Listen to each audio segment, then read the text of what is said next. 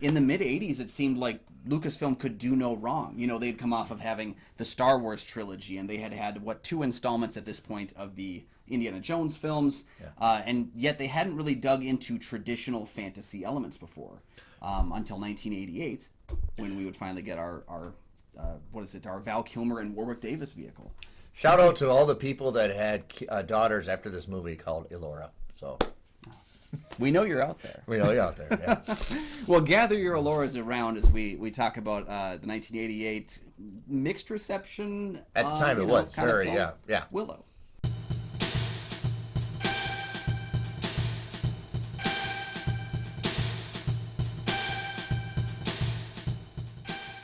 All right, I'm one of your daikinis, Kyle Goethe from GoatFilmReviews.com. Okay, I'm Nick from the St. Paul Filmcast. Thanks for finding us. Thanks for watching, and for our loyal fans, thank you for continuing to support the show. Hey, another thing you can support the show, hit the like, subscribe button right down there.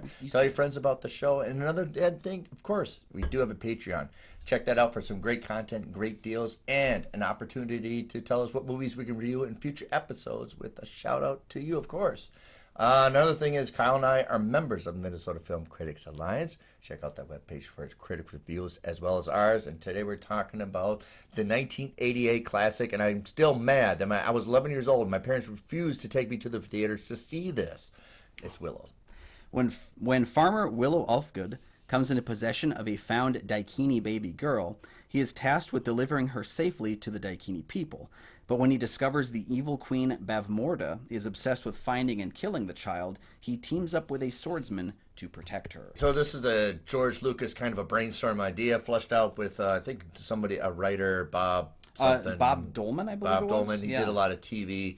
But then you have Ron Howard. Ron Howard's just in his infancy of directing. He just did Night Shift. He did Splash. This is kind of a new vehicle for him to do kind of a fantasy film. Yeah. So a lot of people were already hesitant of like Ron Howard doing a fantasy film. This is kind of interesting. Not to mention 88, we're at the tail end of kind of when we got saturated with these kind of sword and sorceries and dragons and everything films, predominantly in the early 80s. And we're kind of vaporing off, and then we get this one. And I think people were kind of already exhausted with it. Kind of like because people have superhero fatigue movies, and we kind of had all these fantasy film kind of fatigues in 1988. And that probably is another thing of why we got kind of like salty reviews for this when it came out. Yeah, and so of course you've got like George Lucas at the helm here, who claims like George Lucas always claims came up with the idea in like 1972 or something. Originally the film was called Munchkins, which would not have probably worked. But he had this years long idea for this fantasy story that he wanted to do. He talked to Warwick Davis on the set of Return of the Jedi in when 83 was when it was coming out, about playing this character, and then 5 years later actually got around to it. The funny thing is that Warwick Davis was about 17, 18 years old in this film, playing father to two, and he looks incredibly young. They have this very Moses kind of a story to it a little bit. Yeah. But you've got Dolman, who was recognized because of WKRP in Cincinnati, which I recognize a lot of people based on that show. And then Ron Howard, who, he's coming off of Cocoon, so he was doing sci-fi with a tinge there as well, and I think he wanted to do fantasy for a little while. Comedic things at the core, right? Night Shift and Splash and Cocoon, all necessarily kind of comedies, right? Yeah, but Lucas seemed to like his sensibility. Of course, they worked together on American Graffiti, so they had that kind of in with each other. Exactly. So you can kind of see all the elements of this coming back together, and it almost feels. It makes me more heartwarmed to know that Ron Howard came back to fix Solo a couple decades later. Another fashionable thing that now it's fashionable, but at the time is kind of new. They filmed it in New Zealand, right? Yeah, I believe so. Yeah. Yeah, and it had the largest casting call. They had hundreds of extras at the time of this film. It was the largest assembled crew of acting on set, even before the silent era, even before Intolerance with D.W. Griffin. So at the time, it broke the Guinness record of having the most amount of cast crewmen on set. Yeah, some of the shots are still really impressive, like all the horseback riders that are coming down that trail, and Willow is trying to give this child off to one of them, anyone who will take her. It's an impressive looking shot when you consider the fact that it was 1988 and they clearly were not going to CG hundreds of extra people in there. So no, and the force perspective of the little people and the Guildensteins and the two kind of, he always has these buddy comedies, George Yeah. Lucas, these two bumbling people. Yeah, I kept thinking Rosencrantz and Guildenstern that whole time that's as well. it, right, yeah. And of course we have Kevin Pollak playing Rule, and I think it was Ron Overton, who I've seen in a couple other things as well. They had some good chemistry together. It's one of those things, if you made the movie today, I had made a note that the studio would have read those two characters and said, we're not making CGI, miniature people. Well, if they didn't know, they're like, why are we doing that? Why are we doing The Hobbit? Right. Yeah. But they would have been like, why? We're not going to pay for these people to be on a green screen and then edit them in, really painstakingly, because they really provide nothing to the film. I enjoy them both in the movie, but they provide absolutely nothing to that narrative piece at all. So it's something we just wouldn't have spent our time on today, and I'm kind of glad that we take the time to just introduce these characters who really offer nothing except for falling in love with a cat. So right, even the set of the evil castle, kind of the thralls and the halls and everything are kind of fascinating, and it's still breathtaking to see at this time. At the time, pretty much nobody really knew Val Kilmer other than from Top Gun, so you had this kind of really fresh face in the film to carry it. He's kind of like, we never really seen him get before, other than Top Gun being a supporting role, and he plays as kind of pretty much like a Han Solo, Indiana Jones, kind of a loose, kind of a character of out there, but kind of things eventually turn my way. No matter how clumsy I get, or matter I close my eyes and shoot, I'm gonna get the target right. Yeah. Watching the show with the decades of extra time since I saw the film originally has really put me in that perspective of Star Wars that, Star Wars that, Star Wars that, hitting those archetypes that he hits so clearly well with Star Wars. They do become a little bit more noticeable, that it's kind of like he's mixing up the Star Wars archetypes he liked so well with elements from The Hobbit and Lord of the Rings, and just saying, put it in a blender and hit frappe. Because we always talked about as a kid, especially when I was 11 years old when this came out, that this was going to be like a Star Wars with swords. Yeah. And like, well, Star Wars does have swords. No, like metal swords, like real swords, like knights and everything. I was no like, flashlights, right? So, and then we get like the Rancor kind of monsters, which kind of really was the thing that we kind of really enjoyed watching, was them mutating themselves into existence on the bridge. Yeah. It's a great looking, that was a great sequence. I'm so impressed with the CG and the special effects and stuff that was being done for this film, because it was still so infancy level, and yet it looks incredible. You talked about the forced perspective. I think that looks great throughout most of the movie. It's noticeable, but not enough to take you out of it, even with decades on. I like that the giant two-headed creature is named Ebersisk, after Siskel and Ebert, knowing that George Lucas was like, well, they're going to hate the movie anyway, and granted, they did not like it, but they did feel, maybe, I'm guessing that's maybe why they were so harsh on it, because they were particularly harsh on the movie. It has a nice reception now, but this was really just banned when it came out. Another thing works well. If you don't know what you want to write in a story, Lone Wolf and Cubs work. My God, it still does. We just did Permafrost. Yep. Lone Wolf and Cub work. Lone Wolf and Cub with baby. It works. Yeah. Lone Wolf and Cub, and then another wolf joins in, and then a female wolf gets there. And then you have the love story, which is characters hate each other at the beginning, will eventually love each other. Like Princess Leia and Han Solo. So you have this in this and movie. Literally every woman that interacts with Indiana Jones at any point in any of those films. Hate him.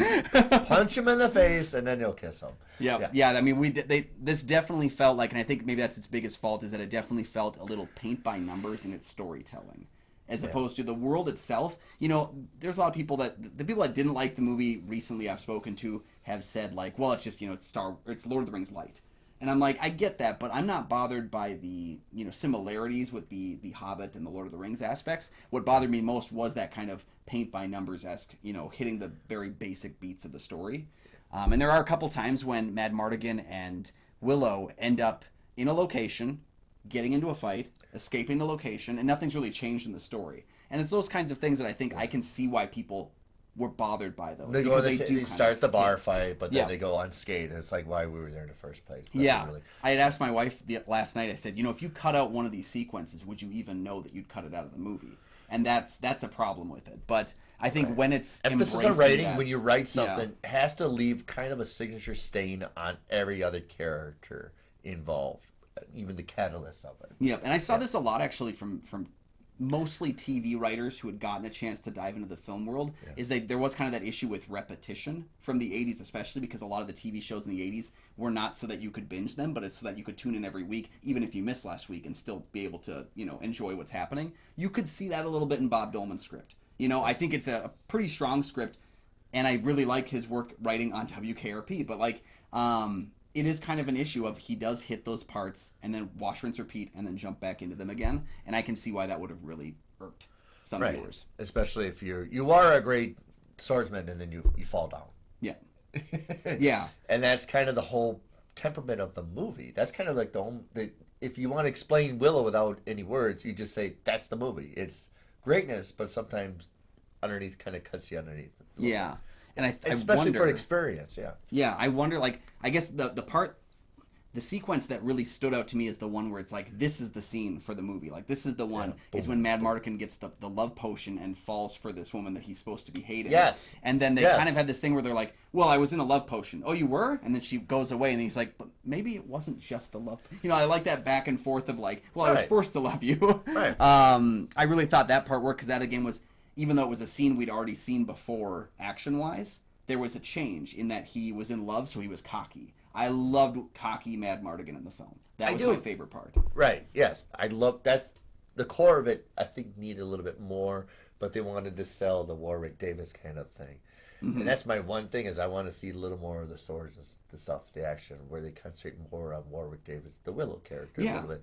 Because my wife had never seen the film before, and she was like, I don't even know that you'd need Val Kilmer in the movie. I feel like if we had just spent... And I disagreed. I was like, well, give me Val Kilmer in the movie. Right, we want more. Give me more of both of them together, more of both of their backgrounds. Give me the fantasy elements that makes Madmartigan so interesting, because, again, I think he's at his strongest... I really don't know. I really don't care about the political dynamics of Willow's village. But I also I liked when Madmartigan was fighting with Gavin O'Herlihy, who was, I believe, Ron Howard's brother who disappeared on Happy Days.